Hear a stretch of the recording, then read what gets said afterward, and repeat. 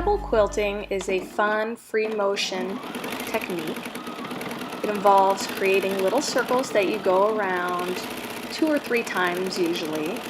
And basically I'm going around these twice on this sample. And after I exit the second time around, I start a new circle that bumps up against the previous circle that I've made, or a seam that I don't want to quilt on the other side of. I used this technique in my cross-point quilt in Vintage Quilt Revival. I created bubble quilting or pebble quilting just in the 4 corners of the quilt. I will say that this technique is pretty labor intensive and it uses a lot of thread. So on that quilt I had 4 corners and I basically did 1 corner each day for 4 days. I was just getting pretty sore from it actually.